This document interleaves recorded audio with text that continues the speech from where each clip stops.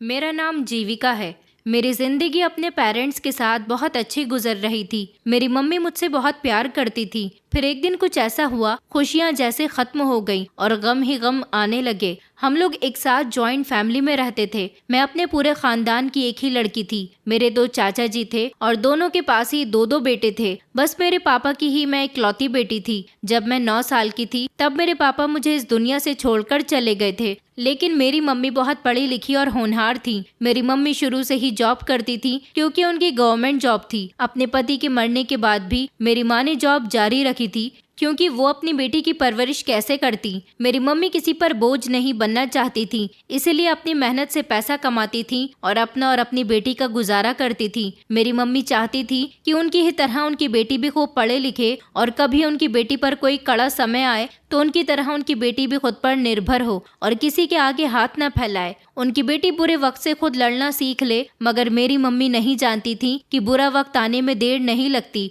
और उनकी बेटी इस काबिल भी नहीं बन पाएगी कि वो बुरे वक्त से लड़ सके, बल्कि उससे पहले ही बुरा वक्त आ जाएगा। उस समय मैं इंटर में थी जब मेरी मम्मी के साथ एक ऐसा हादसा हो गया था जिसमें उनकी जान चली गई। मेरी मम्मी जैसे स्कूल में टीचिंग करती थी, वहाँ से आते समय उनका एक जोरदार एक्सीडेंट हो गया था। वो दिन मेरी जिंदगी का सबसे खतरनाक दिन था, जिस दिन मैंने अपनी माँ को खोया था। मैं नहीं जानती थी कि सुबह मेरी माँ मुस्कुराते हुए स्कूल जाने के लिए खुद भी निकलेंगी और मुझे भी स्कूल छोड़ते हुए अपनी नौकरी पर जाएंगी। तो वो दिन उनकी जिंदगी का सबसे आखिरी दिन होगा। उस दिन के बाद वो कभी मुझसे बात नहीं कर सकेंगी। मैं अपनी माँ की मौत पर बहुत रोई थी क्योंकि मेरी माँ की मौत मौके पर ही हो गई थी। उन्हें इतना समय भी नहीं मिल सका था कि वो आखिरी समय में अपनी बेटी से बात कर सके। बस उस दिन के बाद से मेरी जिंदगी में परेशानियां ही परेशानियां आनी शुरू हो गई थी। मेरी मम्मी की मौत पर मेरे मामा मामी भी आए थे। वैसे तो मेरे 3 मामा थे और उन सभी की शादी हो चुकी थी। 2 मासियां थी, उनकी भी शादी हो गई थी। मेरी एक मासी की मौत हो गई थी, जबकि एक मासी और 2 मामा दूसरे शहर में रहते थे। हमारे ही शहर में मेरे एक मामा रहते थे। वो सब बहन भाइयों में सबसे बड़े थे। मेरे नाना नानी ने उनको जिम्मेदारी दी थी कि वो मरने के बाद अपने सारे भाई बहन का ख्याल रखें। मेरी माँ ने अपने सारे भाई बहनों की शादी कर दी थी और वो अपने फर्ज से फ्री हो गए थे। उसके बाद उन पर कोई दबाव नहीं था। हम अपने मामा मामी के घर कम ही जाया करते थे क्योंकि मेरी मम्मी को ज्यादा छुट्टियां नहीं मिलती थी। मैं अपने 2 चाचाओं के साथ रहती थी, इसलिए मुझे कभी अपने किसी रिश्तेदार की कमी महसूस नहीं हुई थी। मैं उनके खानदान की इकलौती बेटी थी, इसलिए सब मुझे बहुत प्यार करते थे। मगर मुझे सबकी असलियत तो तब पता चली थी जब मेरी माँ मुझे इस दुनिया से छोड़कर चली गई और मैं बिल्कुल अकेली रह गई। मम्मी के मरने के 3 दिन बाद घर पूरी तरह से खाली हो गया था। घर में सिर्फ दोनों चाचियां ही बची थीं, जबकि उनके बेटे और मेरे दोनों चाचा अपने अपने काम पर जाने लगे थे। मैंने अभी स्कूल जाना शुरू नहीं किया था क्योंकि मैं अपनी माँ की मौत के सदमे से बाहर नहीं आई थी। मैं सारा दिन रोती रहती थी, बिस्तर पर पड़ी रहती थी। धीरे धीरे मेरी माँ की मौत को 1 हफ्ता गुजर गया था कि मेरी चाचियों ने मुझ पर घर का सारा लोड डाल दिया। पहले तीनों देवरानी जेठानी साथ मिलकर घर के काम किया करती थी और तीनों में अच्छी दोस्ती थी, इसीलिए उन्हें घर के कामों का बोझ कभी पता ही नहीं चला। लेकिन अब मेरी मम्मी के मर जाने के बाद उन्होंने इस चीज का फायदा उठाया कि मैं उन लोगों पर बोझ बन गई हूँ। अब इस घर में रहूंगी तो वो लोग जैसा चाहे वैसा मुझसे करवा सकती हैं, क्योंकि मेरे आगे पीछे अब कोई नहीं रहा था। चाचा जी भी ज्यादातर घर से बाहर ही रहते थे। जब रात को वो घर पर आते तो चाची ऐसे रिएक्ट करती थी जैसे मुझसे कोई काम ही नहीं करवाती हूँ।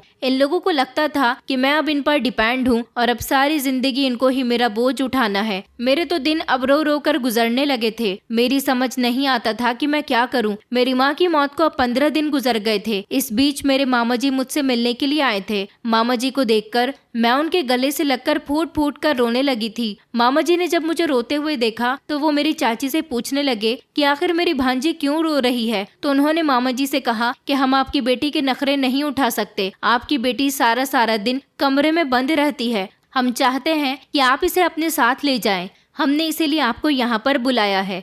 मामा जी को लगा था कि वो लोग कोई बहुत जरूरी बात करना चाहते हैं, मगर वो लोग तो मुझे उनके साथ भेजना चाहते हैं। मामा जी ने कहा कि कोई बात नहीं है, मैं अपनी भांजी को बिल्कुल अपनी बेटी की तरह रखूंगा। मामा जी ने मुझसे कहा था कि तुम अपना सामान पैक कर लो और मेरे साथ चलो। मैं सामान पैक करके अपने मामा जी के साथ चली गई थी। मुझे ये नहीं पता था कि मेरे आने के बाद मेरी चाचियों ने चाचा जी को क्या बताया था। जरूर उन लोगों ने उनसे झूठ ही बोल दिया होगा, कह दिया होगा कि आपकी भतीजी अपने मामा के साथ खुद अपनी मर्जी से गई है, मगर वो लोग तो मुझे भेज चुकी थी। मामा जी के घर जाने के बाद भी मेरी जिंदगी में सुकून नहीं आने वाला था, क्योंकि जब मैं मामा जी के साथ उनके घर गई तो मुझे देखकर मेरी मामी और उनकी दोनों बेटियां खुश नहीं हुई थी। उन लोगों के तो मुंह बन गए थे। मामा जी ने मुझे कमरे के अंदर जाने के लिए कहा था। मामा जी ने कहा था कि ऊपर वाले पोर्शन में कमरा खाली पड़ा हुआ है, तुम उसमें जाकर अपना सामान रख लो। मैं तो खामोशी से अपना सामान लेकर ऊपर आ गई थी, मगर मुझे मामा और मामी की बातों की आवाज आ रही थी। मामी जोर जोर से चिल्ला रही थी और कहने लगी कि तुम अपनी भांजी को यहाँ क्यों लेकर आ गए हो। मामा जी ने कहा था कि ये अब हमारे साथ ही रहेगी। इस बात पर मामी शोर मचाने लगी और कहने लगी कि तुम्हें क्या जरूरत पड़ी थी इसके साथ हमदर्दी करने की। मामा जी कहने लगे कि ये भी मुझे मेरी बेटियों की तरह प्यारी है और तुमने अगर इसमें और मेरी बेटियों में कोई फर्क समझा तो अच्छा नहीं होगा। ये कहकर उन्होंने मामी को खामोश करवा दिया था, लेकिन मैं ये नहीं जानती थी कि अब मेरी जिंदगी की मुश्किलें और ज्यादा बढ़ने वाली हैं। मामा जी ने मेरा कॉलेज में एडमिशन करवा दिया था। मामी मुझसे घर के सारे काम करवाया करती थी। मैं कॉलेज से आने के बाद सारे काम करती। मामा जी मामी को बहुत दबा कर रखते थे। वो हमेशा मामी से और अपनी बेटियों से यही कहते थे कि जीविका को हमारे घर में रहते हुए कभी किसी तरह की कोई परेशानी नहीं होनी चाहिए, उसका हर तरह से ख्याल रखने की कोशिश करना। मेरी मामी की 2 बेटियां और उनका एक बेटा भी था। हम सब की उम्र में सिर्फ 2-2 साल का फर्क था। मेरी मामी अपनी बड़ी बेटी नीतू के लिए रिश्ता तलाश कर रही थी। मेरे मामा की काफी अच्छी नौकरी थी, लेकिन फिर भी मेरी मामी को ऐसा लगता था कि उनके पास रुपये पैसे की बहुत कमी है। मेरे मामा ने कभी उनके साथ किसी चीज की कमी नहीं की थी। मामी चाहती थी कि वो अपनी बहू लेकर आए तो बहू भी अमीर परिवार की हो और दोनों बेटियां भी अमीर ससुराल में बिहा कर जाएं। मामी जी अपनी बड़ी बेटी नीतू के लिए किसी अमीर परिवार का रिश्ता तलाश कर रही थी, मगर अभी तक उसका रिश्ता नहीं लग पा रहा था। वैसे तो नीतू के काफी रिश्ते आ चुके थे, लेकिन अभी तक कोई ऐसा रिश्ता मेरी मामी को नहीं मिला था जिसमें मेरी मामी के हिसाब से कोई कमी न हो। मैं बचपन से ही बहुत सीधे और सिंपल नेचर की रही थी। कोई अगर मुझसे ऊंची आवाज में बात करता तो मैं बहुत डर जाती थी। यही वजह थी कि मैंने अपनी मम्मी के मरने के बाद पूरे 15 दिन तक उनकी हर बात को खामोशी से बर्दाश्त किया था, और मैं यहाँ आने के बाद मामी की भी हर बात को बर्दाश्त करती थी। मुझे मामी से बहुत डर लगता था। मैं अपनी मामी का हर कहना मानती थी, उनकी बात को अच्छी तरह से समझती थी, इसलिए कभी मेरी मामी ने भी मुझसे गुस्से से बात नहीं की थी। मैं स्कूल जाती थी तो वहाँ पर भी मैं पढ़ाई में बहुत अच्छी थी। कभी टीचर्स ने भी मुझसे गलत तरीके से बात करने की कोशिश नहीं की थी, लेकिन अब मुझे अपने ही रिश्तेदारों की ऐसी बातों को बर्दाश्त करना पड़ रहा था। मेरी कॉलेज की पढ़ाई भी बहुत अच्छी चल रही थी। मामी मुझे छोटी छोटी बात पर डांटती थी और मैं उनकी डांट से बहुत डर जाती थी। मैं हमेशा डरी सहमी सी रहती थी। मेरे यहाँ आने के बाद 1-2 बार नीतू को लड़के वाले देखने आए थे, तो मामी मुझे उन लोगों के सामने भी नहीं आने देती थी। उन्हें मेरी खूबसूरती से डर था कि कहीं लड़के वाले मुझे उनकी बेटी की जगह पसंद न कर लें। जब तक मेहमान चले नहीं जाते थे मैं कमरे में ही बंद रहती थी। मामी का बिहेवियर मेरे साथ बिल्कुल भी अच्छा नहीं रहता था। वो और उनकी बेटियां मुझे छोटी छोटी बातों पर ताने देती रहती थी। और फिर एक दिन ऐसा हुआ था कि मेरी मामी को नीतू के लिए एक अच्छा और अमीर परिवार का लड़का मिल गया था। उन लोगों ने भी नीतू को पसंद कर लिया था। मेरी मामी की छोटी बेटी का नाम अंजू था। जब मेरी मम्मी जिंदा थी तो अंजू मुझसे बहुत मीठी मीठी बातें करती थी, मुझे अपनी दोस्त की तरह समझती थी। लेकिन जिस दिन से मैं इस घर में आई थी, अंजू के तो तेवर ही बदल गए थे। वो बिल्कुल अपनी माँ की तरह रिएक्ट करती थी।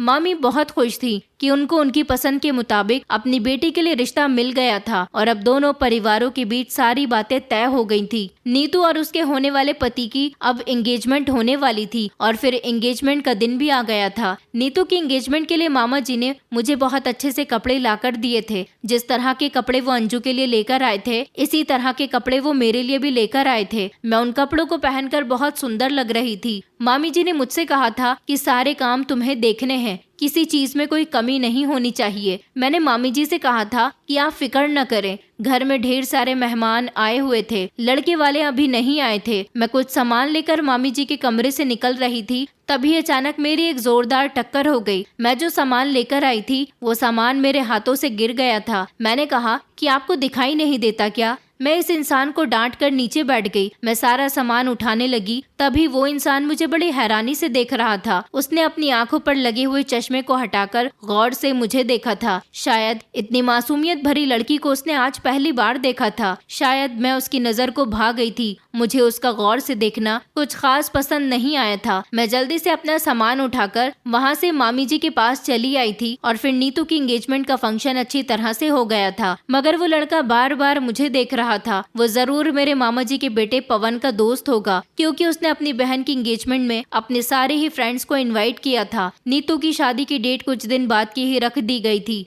इस दौरान मैं मामी का काम में बहुत हाथ बटा रही थी, मगर शादी की तैयारियों के चलते मैं कॉलेज नहीं जा पा रही थी और न ही अपनी पढ़ाई पर ध्यान दे पा रही थी। ऐसा करने से मेरी पढ़ाई को बहुत नुकसान हो रहा था। लेकिन शादी की तैयारी में बिजी होने की वजह से मामी जी मुझे जली कटी बातें नहीं सुना रही थी, क्योंकि उनका ध्यान शादी की तैयारियों में लगा हुआ था। कुछ दिनों बाद जब नीतू की शादी का दिन आया तो मैं अभी भी घर के कामों में ही बिजी थी। इस दौरान मैं नीतू के कुछ जरूरी कपड़े रखकर भूल गई थी, क्योंकि मुझ पर काम का लोड इतना ज्यादा था कि मेरी समझ में नहीं आ रहा था कि मैं कौन सा काम याद रखूं और कौन सा नहीं, और कौन सी चीज मैं कहां पर रखकर भूल गई हूं। इतने काम तो मैंने अपनी जिंदगी में कभी नहीं किए थे। एक साथ मुझ पर ढेर सारे काम आ चुके थे, इसीलिए मेरा दिमाग काम करना बंद कर रहा था। मैं बहुत थक चुकी थी। मेरी समझ नहीं आता था कि मैं क्या करूं, क्योंकि मुझे एक मिनट भी आराम करने के लिए नहीं मिलता था और ना ही मुझे मेरी पढ़ाई करने को मिल रही थी। जब मैं नीतू के कपड़े रखकर भूल गई तो मामी को बहुत गुस्सा आया था। मामी ने मुझे अपने कमरे में बुलाया। वो मेहमानों के सामने ऐसे रिएक्ट कर रही थी जैसे वो मुझे अपने घर में रखकर बहुत एहसान कर रही है,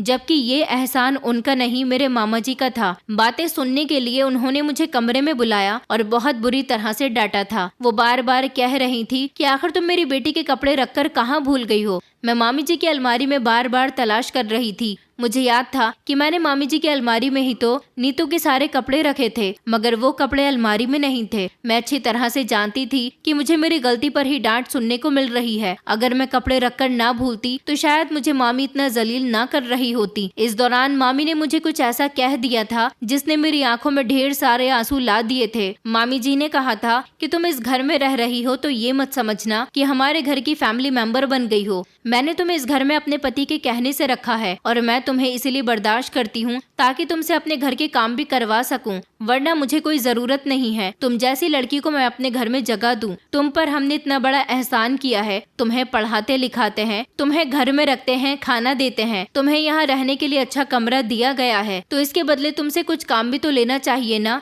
ऐसा तो नहीं है कि तुम्हें मुफ्त में यहाँ रहने दे। मुफ्त में तो कोई नौकरानी को भी घर में जगह नहीं देता। तुम्हारी माँ मर गई है और तुम हमारे सर पर आ गई हो। एक काम भी तुमसे ढंग से नहीं होता। यही वजह है कि तुम्हारी चाचियों ने वहाँ से तुम्हें यहाँ पर भेज दिया। तुम्हारी चाचियों को भी तुम्हारी हरकतें बर्दाश्त नहीं होती होंगी। तुम्हारी मनहूस माँ से इतना नहीं हुआ कि मरते समय तुम्हें भी अपने साथ लेती जाती। तुम्हें हमारे सर पर डाल गई है। मामी की ऐसी बातें सुनकर मेरा दिल बहुत दुखा था। मैं फूट फूट कर रोने लगी थी। रोते हुए अचानक मेरी नजर मामी के कमरे में रखे हुए एक संदूक पर गई थी। मैं जल्दी से उस संदूक की तरफ गई, क्योंकि मुझे याद आया था कि मैंने इसी संदूक में नीतू के कपड़े रखे थे। मैंने जल्दी से वो खोला तो उसमें मुझे नीतू के कपड़े दिखाई दे गए थे। मेरी जान में जान आ गई थी। मैंने मामी जी को वो कपड़े निकाल कर दे दिए और मैं खुद रोती हुई भागकर कमरे से बाहर निकली तो देखा कि फिर से मेरी टक्कर इस लड़की के साथ हो गई थी। मुझे अब उस पर गुस्सा आ गया था। मैंने कहा, तुम्हें कोई और काम नहीं है? हमेशा मुझसे टकराते रहते हो। आखिर क्या प्रॉब्लम है तुम्हारी?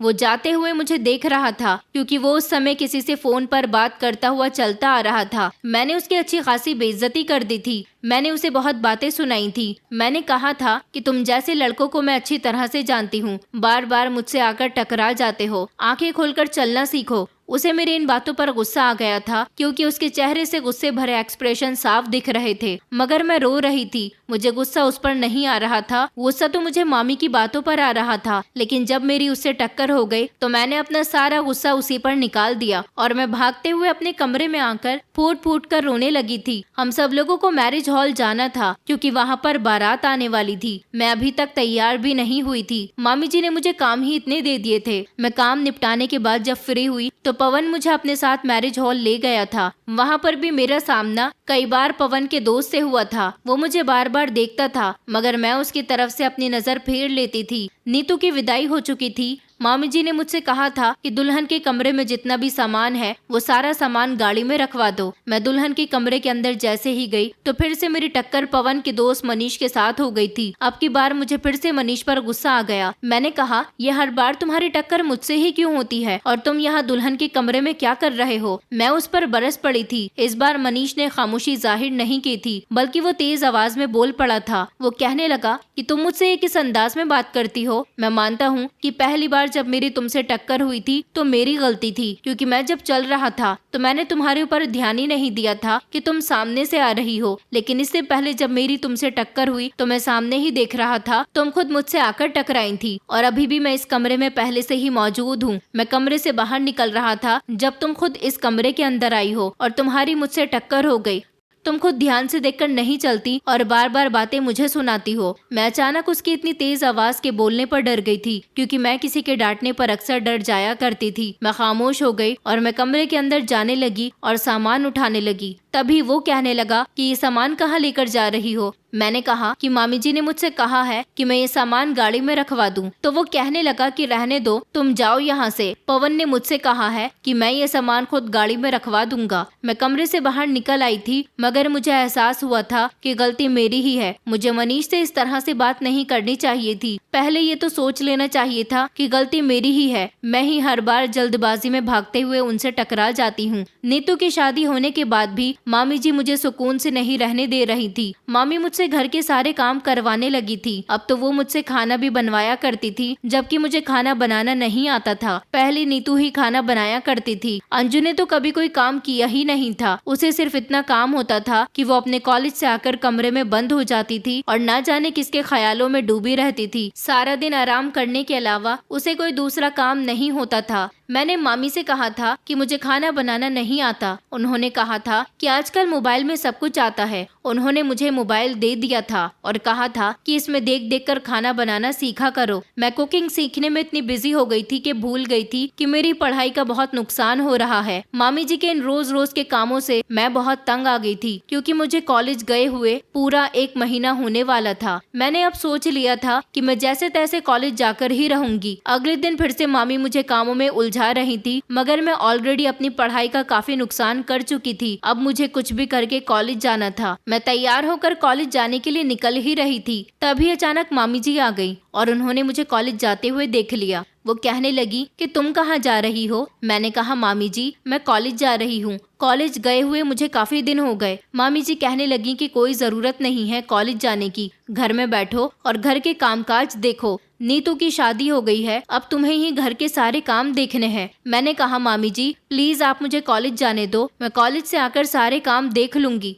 मुझे कॉलेज गए हुए काफी दिन हो गए। मामी जी इससे पहले कुछ कहती तभी मामा जी वहाँ पर आ गए थे और वो मुझे देखकर कहने लगे कि क्या हुआ बेटा, तुम अभी तक कॉलेज नहीं गई? मैंने मामा जी से कहा कि जी मैं जा ही रही थी। तो उन्होंने कहा कि जल्दी जाओ, तुम्हें लेट हो जाएगा। मामा जी की वजह से मैं उस दिन बच गई थी और जल्दी से कॉलेज चली गई थी। मैं कॉलेज गई तो मेरे लिए एक नई मुसीबत मेरा इंतजार कर रही थी। कॉलेज में मेरी पूरी 1 महीने की छुट्टी हो गई थी, इसलिए मुझे बहुत डांट पड़ रही थी। और फिर साथ ही साथ मुझे प्रोफेसर ने कहा था कि तुम पर 2 महीने की फीस चढ़ी हुई है, एग्जाम्स करीब आने वाले हैं, तुम्हें फीस जमा करनी होगी। मैंने प्रोफेसर से कहा था कि मैं आपको फीस कल लाकर दे दूंगी। रात के समय जब हम सब लोग एक साथ बैठकर खाना खा रहे थे, तब मामा जी ने मुझसे कहा कि जीविका तुम्हारे कॉलेज की फीस भी तो भरनी होगी ना। मैंने जल्दी से मामा जी की तरफ हाँ में सर हिलाते हुए कहा था कि जी जी। मामा जी कहने लगे कि मैंने तुम्हारे कॉलेज की फीस तुम्हारी मामी को दे दी है, सुबह कॉलेज जाओ तो अपनी मामी से लेती जाना। मैं बेफिक्र हो गई थी कि अब मुझे फीस की भी टेंशन नहीं थी। लेकिन जब अगले दिन कॉलेज जाते समय मैंने मामी से फीस मांगी तो मामी कहने लगी कि फीस के पैसे मैं तुम्हें नहीं दूंगी, अब तुम्हें अपनी पढ़ाई बंद करनी होगी। मैंने कहा कि नहीं मामी जी प्लीज मेरी पढ़ाई बंद मत करवाइए, क्योंकि मेरी मम्मी चाहती थी कि मैं पढ़ लिख कर कामयाब बनूं,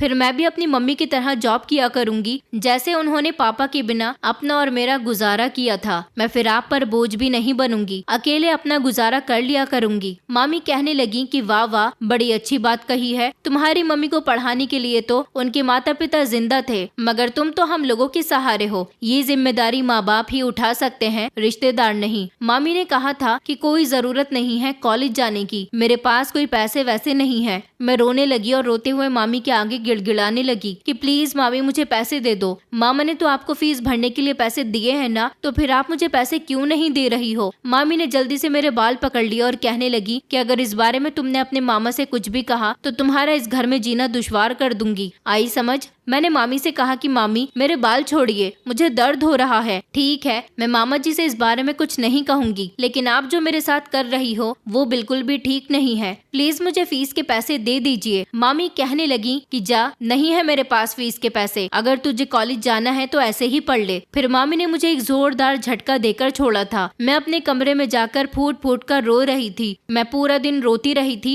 फिर शाम के टाइम पर मामी कमरे में आई और कहने लगी कि उठो और जाकर घर के कामों में लगो। मैं उठ गई थी और काम में लग गई थी। मैंने मामा मामी को आपस में बातें करते हुए सुना था। मामी मामा जी से कह रही थी कि कल शाम को अंजू को देखने के लिए लड़के वाले आ रहे हैं। लड़के की माँ ने फोन करके मुझसे कहा था कि वो हमारे घर रिश्ता लेकर आना चाहती हैं। मामा जी कहने लगे कि चलो ये तो अच्छी बात है, हम चाहते हैं कि अंजू की पढ़ाई पूरी होने से पहले पहले उसका भी रिश्ता तय कर दें और जैसे ही उसका ये साल कंप्लीट हो जाए तो उसकी शादी कर देंगे। इस तरह अंजू भी अपने घर की हो जाएगी और उसके बाद में जीविका के लिए रिश्ता तलाश करना शुरू करूंगा। मामी जी फिर से मामा की बातों पर गुस्सा हो रही थी। अगले दिन मैं डरते डरते फिर से कॉलेज चली गई थी। उस दिन भी प्रोफेसर ने मेरी बहुत इंसल्ट की थी। वो बार बार मुझसे फीस को कह रहे थे। मेरे पास फीस नहीं थी तो मैं उन्हें कहां से लाकर देती। मेरे एग्जाम्स करीब आ रहे थे जिसके लिए मुझे फीस देना बहुत जरूरी था। अगर मेरे फीस के ड्यूज क्लियर नहीं होते तो मुझे एग्जाम्स में बैठने नहीं दिया जाता। उस दिन भी कॉलेज से मैं अपनी बहुत बेइज्जती करवाकर घर आई थी। मामी जी ने मुझसे कहा था कि जल्दी से काम में लग जाओ। चेंज करते ही मैं घर के काम में लग गई थी क्योंकि अंजू को लड़के वाले देखने आ गए थे। मैंने उन लोगों के सामने सारा नाश्ता भी लगा दिया था। मामी जी ने मुझे मेहमानों के सामने आने से मना किया था। मैं किचन में जाकर खामोशी से खड़ी हो गई थी। मैंने अंजू को चाय की ट्रे थमा दी थी। वो वहाँ कमरे में चली गई। मैं अभी भी किचन में ही बैठी हुई थी कि कुछ देर ही गुजरी थी कि अंजू रोते हुए किचन में आई। उसको रोते हुए देखकर मैं अचानक घबरा गई। मैं उससे कहने लगी कि अंजू क्या हुआ है, तुम रो क्यों रही हो। अंजू ने मेरा जोर से हाथ झटक दिया और कहने लगी कि मुझे नहीं पता था कि तुम मेरे साथ ऐसा भी कर सकती हो। मम्मी तुम्हारे साथ बिल्कुल सही करती हैं, तुम्हारे साथ ऐसा ही होना चाहिए। मैंने कहा अंजू तुम्हें क्या हो गया है, क्यों ऐसी बातें कर रही हो, आखिर मैंने क्या कर दिया। अंजू कहने लगी कि तुम जानती हो कि मैं मनीष से कितना प्यार करती हूँ। कल जब मनीष की मम्मी की कॉल आई थी कि वो हमारे घर रिश्ता लेकर आ रही है तो मैं समझ गई थी कि जरूर मनीष अपने पेरेंट्स को मेरे लिए ही भेज रहा है, क्योंकि शुरू से ही मनीष और मेरी अच्छी दोस्ती रही है। वो मेरे भाई का दोस्त होने के साथ साथ मेरा भी दोस्त है। मैं उसे पसंद करती थी, मगर आज जब उसकी मम्मी ने मेरी जगह तुम्हारा रिश्ता मनीष के लिए मांग लिया तो मेरे होश उड़ गए। तुमने मेरी जिंदगी में जहर घोल दिया। मैं तुम्हें कभी माफ नहीं करूंगी। मैंने अंजू को बहुत यकीन दिलाने की कोशिश की कि इसमें मेरी कोई गलती नहीं है, मैं कुछ नहीं जानती, मगर उसने मेरी एक न सुनी। वो रोते हुए किचन से चली गई थी। मामी ने मनीष की मम्मी से कह दिया था कि हम आपको अभी कोई फाइनल जवाब नहीं दे सकते, मैं अपने हस्बैंड से डिस्कस करके आपको बता दूंगी। मनीष की मम्मी वहाँ से चली गई थी। मामी ने भी मुझे ढेर सारी बातें सुनाई थी, क्योंकि मामी ये बात अच्छी तरह से जानती थी कि अंजू मनीष को पसंद करती थी, मगर ना जाने क्यों मनीष के घर से मेरे लिए रिश्ता आ गया था। एक तो मैं पहले से ही परेशान थी, ऊपर से सारा दिन मामी और अंजू ने मुझे उल्टी सीधी बातें सुना सुनाकर परेशान कर दिया था। रात के टाइम पर जब मामा जी घर आए तो मामी ने उन्हें एक की दो लगाकर बातें बताई थी। उन्होंने मामा जी को ये नहीं बताया कि मनीष की माँ खुद हमारे घर अपने बेटे का रिश्ता मेरे लिए लेकर आई थी। मामी ने मामा को इस तरह से बताया कि मेरा मनीष के साथ अफेयर चल रहा है। अमीर बाप का बेटा देखकर मैंने खुद अपनी मोहब्बत के जाल में मनीष को फंसा लिया। मामी तो शुरू से ही यही चाहती थी कि उनकी बेटी की शादी मनीष से हो जाए। अब जब रिश्ता मेरा आया था तो मामी चाहती थी कि अगर उनकी बेटी की शादी मनीष से नहीं हो सकती तो मेरी भी न हो। उन्होंने मुझ पर बहुत से ऐसे इल्जाम लगाए थे जिनको मैं बर्दाश्त नहीं कर सकती थी और खामोशी से सुनकर रोती रही थी। जब मामा जी ने मुझे कमरे में बुलाया तो मामा जी कहने लगे कि बेटा तुम्हारे लिए मनीष के घर से रिश्ता आया है, क्या तुम ये शादी करना चाहती हो, क्या तुम मनीष को पसंद करती हो। मैंने मामा जी से कहा कि नहीं मामा जी, मैं मनीष को पसंद नहीं करती, मेरे और उसके बीच कुछ नहीं चल रहा, मैं नहीं जानती कि उसके घर से रिश्ता क्यों आया है। मैंने मामा जी से कहा कि मैं ये शादी नहीं करना चाहती, क्योंकि जो इल्जाम मामी ने मुझ पर लगाए थे मैं उन्हें सच साबित नहीं करना चाहती थी। मैंने जब मामा जी से इस रिश्ते से इनकार कर दिया तो मामी के चेहरे पर मुस्कुराहट आ गई थी और मामी ने फौरन ही इस रिश्ते के लिए मनीष की मम्मी से मना कर दिया था। मगर अगले दिन फिर से मनीष की मम्मी हमारे घर आ गई थी और उन्होंने मामा जी से इस बारे में बात की थी थी। उन्होंने कहा था कि हमारा बेटा आपकी भांजी को पसंद करता है, वो आपकी भांजी को बहुत खुश रखेगा। मेरे मामा जी ने कह दिया था कि हमारी भांजी आपके बेटे को पसंद नहीं करती, उसने इस रिश्ते के लिए साफ इनकार कर दिया है। मगर फिर भी मनीष की मम्मी ने मामा जी से कहा था कि मैं बड़ी उम्मीद से आपके यहाँ आई हूँ, एक बार आप अपनी भांजी को समझाकर तो देखिए।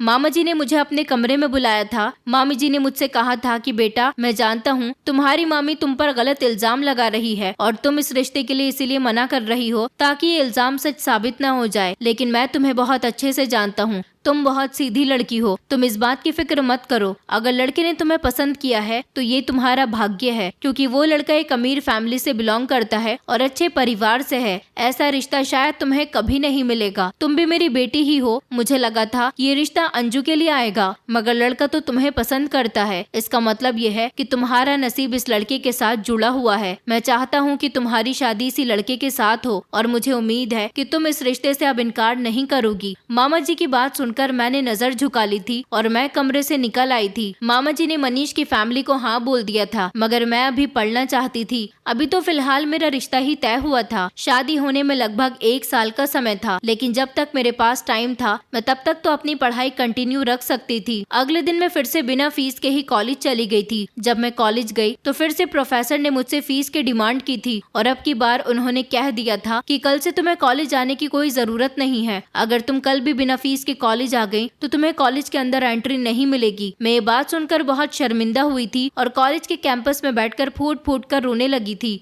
उधर घर में जब से मेरा मनीष के साथ रिश्ता तय हुआ था, अंजू मुझे अपना दुश्मन समझ रही थी। वो मुझसे ढंग से बात भी नहीं करती थी और मामी भी मुझसे यही कहती रहती थी कि तुम मेरी बेटी की खुशियों पर अपना हक जमा कर बैठ गई हो। मन करता है कि तुम्हें इसी समय घर से निकाल दूं, मगर तुम्हारे मामा की तरफ से मजबूर हूँ। इधर कॉलेज में भी मुझे सिर्फ 1 दिन की ही मोहलत दी गई थी। मेरी कुछ समझ में नहीं आ रहा है कि मैं क्या करूँ। कोई मेरी मदद करने वाला भी नहीं था। मैंने जैसे ही अपनी साइड में देखा तो मेरे बाएं हाथ पर मेरे ही कॉलेज का एक लड़का आकर बैठ गया था। उसने मुझसे पूछा कि क्यों रो रही हो, तो मैंने उससे कहा कि तुम जानते तो हो मेरे रोने की वजह। तो वो कहने लगा कि हाँ, कई दिनों से देख रहा हूँ प्रोफेसर तुम्हारी बहुत इंसल्ट कर रहे हैं, तुम मजबूर हो इसलिए फीस नहीं दे पा रही हो। चलो कोई बात नहीं, मैं तुम्हारी मदद कर सकता हूँ। उसकी बात पर मैंने उसे चौंक कर देखा और कहा कि तुम मेरी किस तरह से मदद कर सकते हो। तो उसने अपनी जेब से निकालकर मुझे 40,000 रुपए दिए और कहने लगा कि लो अपनी फीस जमा करवा दो। मैंने कहा कि नहीं नहीं, मैं ये पैसे नहीं ले सकती। वो कहने लगा कि रख लो, मुझे अपना दोस्त समझो, आखिर मैं भी तो तुम्हारे साथ ही पढ़ता हूँ, तुम्हें इस तरह रोज प्रोफेसर से बेइज्जत होते नहीं देख सकता। मैंने कहा लेकिन, तो वो कहने लगा कि लेकिन वेकिन कुछ नहीं, तुम अभी अपनी फीस जमा कर दो, जब तुम्हारे पास पैसों का बंदोबस्त हो जाए तो मुझे दे देना। उसकी बात सुनकर मेरी आंखों में एक चमक सी आ गई थी। मैंने उससे कहा कि तुम्हारा बहुत बहुत शुक्रिया अक्षय, मैं तुम्हारा ये एहसान सारी जिंदगी नहीं भूलूंगी। मैं तुम्हें पैसों का बंदोबस्त करके जल्दी ही दे दूंगी। उसने मुझसे कहा कि हाँ, तुम अभी और इसी समय अपनी फीस जमा कर दो। मैंने उसके हाथ से पैसे लिए और मैं फीस जमा करने के लिए चली गई थी। अक्षय ने मेरी बहुत बड़ी मुश्किल हल कर दी थी। मैंने ये तो नहीं सोचा था कि मुझे उसे ये पैसे किस तरह से देने थे, मगर मैं इतना जानती थी कि मुझे कुछ न कुछ करके मामी से पढ़ाई के पैसे लेने ही थे। अब मुझे कॉलेज में सुकून से पढ़ने दिया जा सकता था। मामी को ऐसा लगता था कि मैंने फीस जमा नहीं की है, इसलिए एक न एक दिन कॉलेज से मुझे धक्के मारकर निकाल दिया जाएगा। मगर वो ये नहीं जानती थी कि मेरी मदद तो अक्षय कर चुका था। अगले दिन जब मैं घर गई तो बहुत बेफिक्र और सुकून मंद थी। मुझे देखकर मेरी मामी और अंजू गहरी सोच में पड़ गई थी और वो ये सोच रही थी कि आज कॉलेज से आते समय मेरी आंखों में आंसू क्यों नहीं है। उन्हें तो हर बार यही लगता था कि कॉलेज में बिना फीस के नहीं पढ़ाया जाएगा और जल्द ही धक्के मारकर मुझे कॉलेज से निकाल दिया जाएगा। मैंने अपनी पढ़ाई पर ध्यान देना शुरू कर दिया था। 2-3 दिन तक मैं कॉलेज गई तो अक्षय कॉलेज नहीं आ रहा था। उसके दोस्तों ने बताया था कि उसकी तबीयत ठीक नहीं है, मगर मैं अभी भी यही सोच रही थी कि मुझे कुछ न कुछ करके अक्षय के पैसे वापस देने होंगे। मैं हिम्मत करके अब मामा जी से ही बात करने वाली थी, क्योंकि मैंने सोच लिया था कि मैं कुछ भी करके अपनी पढ़ाई कंप्लीट करके ही रहूंगी। पैसों का इंतजाम अभी नहीं हो सका था, क्योंकि मामा जी कुछ दिनों के लिए अपने काम के सिलसिले में शहर से बाहर गए हुए थे। पैसे तो मैं मामा जी से ही मांग मांग सकती थी। जब 3 दिन बाद मैं कॉलेज आई तो मैंने देखा कि अक्षय भी कॉलेज आया हुआ था। कॉलेज से छुट्टी के टाइम पर अक्षय ने मुझे बात करने के लिए दूसरी क्लासरूम में बुलाया था। मैं वहाँ चली गई थी। अक्षय कहने लगा कि तुम मुझे मेरे पैसे कब दे रही हो। मैंने कहा कि मुझे कुछ दिन का वक्त दो, मामा जी से पैसे लेकर मैं दे दूंगी। अभी मामा जी शहर से बाहर गए हुए हैं। ये सुनकर वो कहने लगा कि तुम्हारे पास सिर्फ 2 दिन का टाइम है। 2 दिन तक अगर तुमने मुझे मेरे पैसे नहीं दिए तो तुम्हें खुद चलकर मेरे बिस्तर तक आना होगा। उसकी बात सुनकर मेरे होश उड़ गए थे। मैंने कहा, ये कैसी फालतू की बातें कर रहे हो? तुमने तो मुझसे कहा था कि मेरे पास जब पैसे हो मैं तुम्हें तब दे दूं, मगर अब तो तुम इतनी जल्दी मुझसे पैसे मांग रहे हो और ये फिजूल की शर्त भी रख रहे हो। अक्षय कहने लगा कि मैं तो ऐसा ही हूँ। शुक्र मनाओ कि मैंने वक्त पर तुम्हारी मदद कर दी, वरना तुम आज कॉलेज में न होती। मैंने उसे कहा था, अच्छा ठीक है, मैं कोशिश करती हूँ, मगर मैं टेंशन में पड़ गई थी। मैं जब कॉलेज से घर आई तो बहुत परेशान थी। तभी हमारे घर का दरवाजा बजने लगा। मैं जब दरवाजे पर गई तो ये देखकर हैरान रह गई कि दरवाजे पर मनीष खड़ा हुआ था। मनीष मुझे देखकर मुस्कुराने लगा। मैं दरवाजा बंद करके जैसे ही पीछे पलटी तो उसने मेरा हाथ पकड़ लिया और कहने लगा कि आज गुस्सा नहीं करोगी। मैंने उससे कुछ नहीं कहा क्योंकि मैं बहुत परेशान थी। वो फिर से मुझसे कहने लगा कि मैं तुमसे बात करने के लिए ही आया हूँ। मैंने उसका हाथ झटके से छुड़ाया और मैं भागकर अपने कमरे में आ गई थी। मैं नहीं चाहती थी कि हम दोनों को बात करता हुआ मामी या फिर अंजू देख ले। मनीष पवन के साथ चला गया था और फिर रात का टाइम हो गया। मुझे फिक्र थी कि कल को मुझे कॉलेज जाना है। मुझे अभी के अभी मामी से ही बात करनी होगी। इसलिए मैं हिम्मत करके मामी जी के पास गई और देखा तो उनके पास अंजू भी बैठी हुई थी। मैंने मामी जी से कहा कि मामी प्लीज मुझे फीस के पैसे दे दीजिए, मैं आगे पढ़ना चाहती हूँ। मामी जी कहने लगी कि अभी तक तुम्हारे कॉलेज वालों ने तुम्हें निकाला नहीं है, तुम पर तो काफी फीस चढ़ चुकी है। मैंने कहा कि कॉलेज वाले तो मुझे निकालने ही वाले थे, मगर मेरा एक कॉलेज का दोस्त है, उसने मेरी फीस के उधार पैसे मुझे दे दिए, लेकिन वो अब मुझसे अपने पैसे मांग रहा है। आप प्लीज मुझे पैसे दे दीजिए, मैं उसको उसके पैसे वापस कर दूंगी। मेरी बात अंजू बड़े ध्यान से सुन रही थी। मामी जी कहने लगी, नहीं, मेरे पास कोई पैसे नहीं है, दोबारा किसी से मदद मांग लो। मेरे लाख समझाने पर भी मामी ने मुझे पैसे नहीं दिए थे और मैं शर्मिंदा होकर उनके कमरे से निकल आई थी। सारी रात मुझे टेंशन रही थी। दूसरी तरफ अक्षय मुझे ब्लैकमेल कर रहा था। मैं कॉलेज गई तो फिर से उसने वही बात कही थी और कहा था कि तुम्हारे पास सिर्फ 24 घंटे रह गए हैं। फिर जब मैं घर आई तो मामी मुझे अपने साथ बाजार ले जाने लगी।